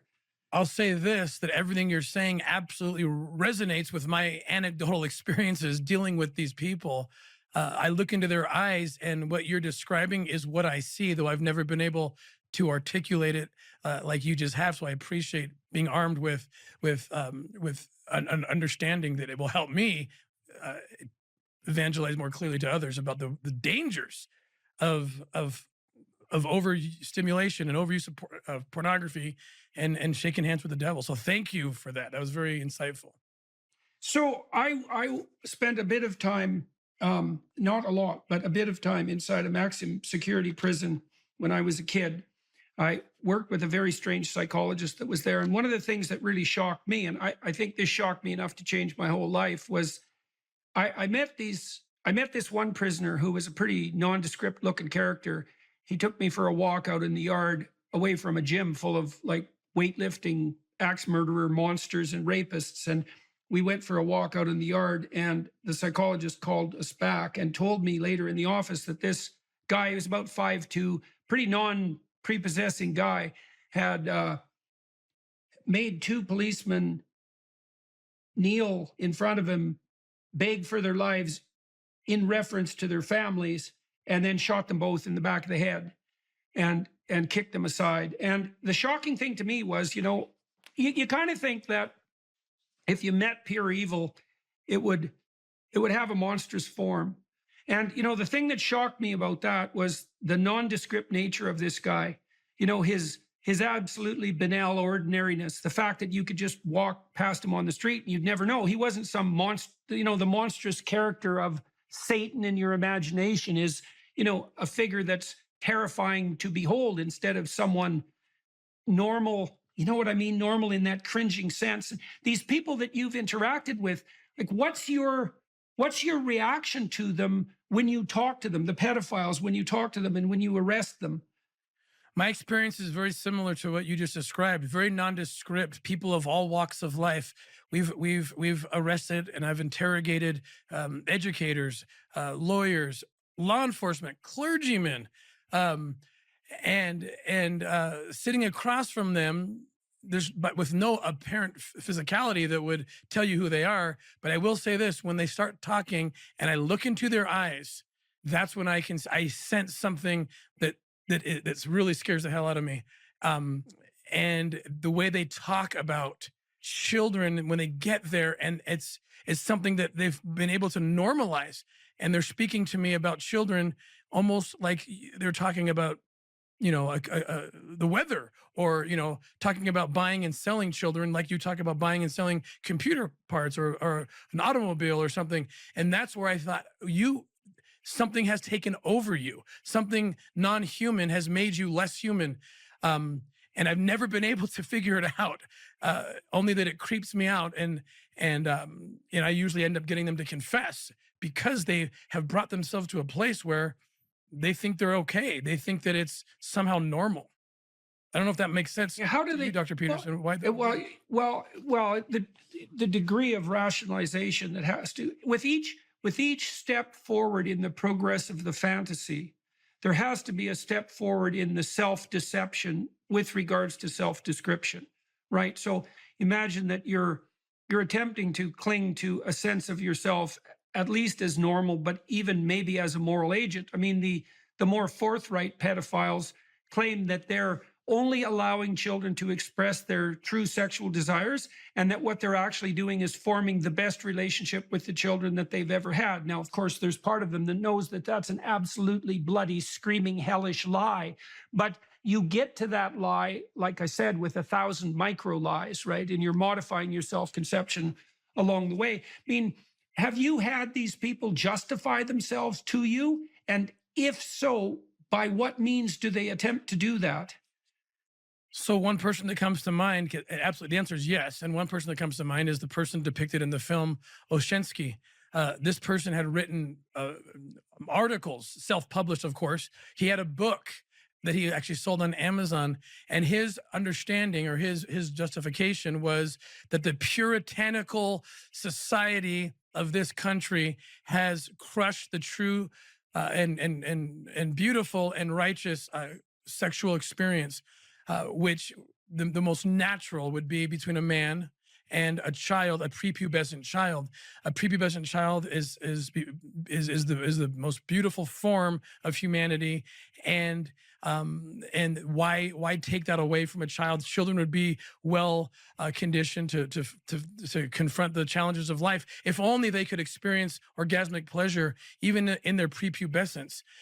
This is how they talk. Right. Well, that you saw echoes of that. There was attempts made in the 1970s by French intellectuals, surprise, surprise, to have the age of consent reduced radically. And that was always the rationale. It was an extension of the patriarchal oppression theory in some sense, right? That all sexual expression is essentially pure and good in its most fundamental form. And it's all warped by social pressure. And if we were just allowed to express ourselves in every manner that we saw fit, then everyone would be free and we wouldn't suffer anymore from the constraints of of tyrannical society, right? And it's just convenient for the bloody pedophiles that happens to justify them doing whatever the hell they want to children who are obviously too young to consent.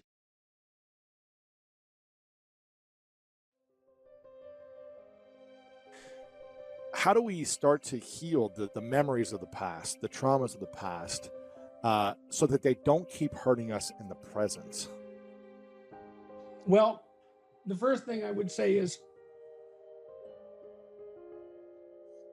you know, sometimes there's a crisis and well-meaning mental health professionals rush in to discuss the trauma while it's still happening. Mm-hmm. That's a really bad idea. People are generally traumatized because something actually horrible happened. And dwelling on it in the moment just makes it worse.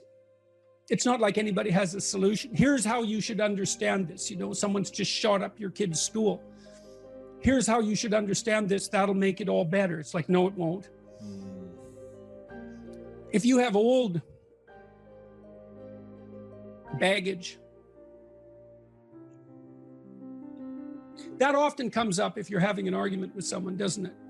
You know how it is. This is partly why people don't like to have a dispute within a relationship, because it's a thread and you pull on that thread and just, God, we had another rule. Do not agree with something you don't agree with. Ooh. Like if we decide, you and me, that we're doing this, we don't go back and say, well, I didn't really mean it. We don't get to play revisionist with our history. So if you don't agree, fight, object, or hold your peace. Because you see what happens with couples is there's a little fight and then one says to the other, yeah, but you did this.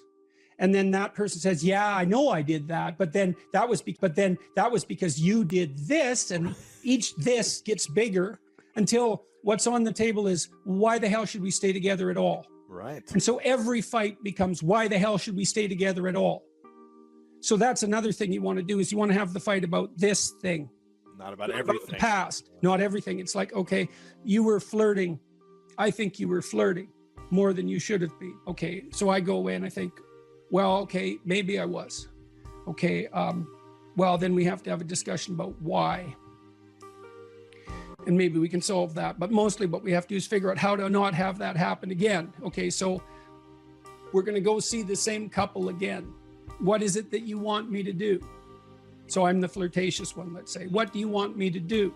Well, you have to figure that out. It's like, no, I'm stupid. Like you. We're equally stupid. I need to know what would satisfy you. And you need to figure out what would satisfy you, so I know.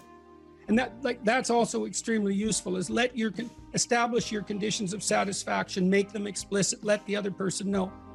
So if I have a fight with Tammy, let's say, sometimes I remember to say, okay, what do you want me to do right now? What can I do?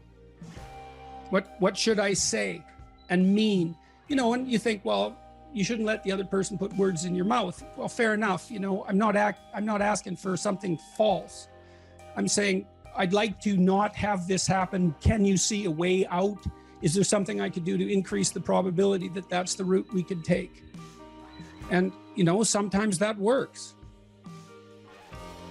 But the other person has to let you know what they would find satisfying. How does someone release shame in a healthy manner so that it doesn't make them a prisoner of these emotions of the past that hold them back? Well, you hinted at a few things when you just described what happened to you. Is you said, well, first of all, you know, I thought I was the only person this had ever happened to.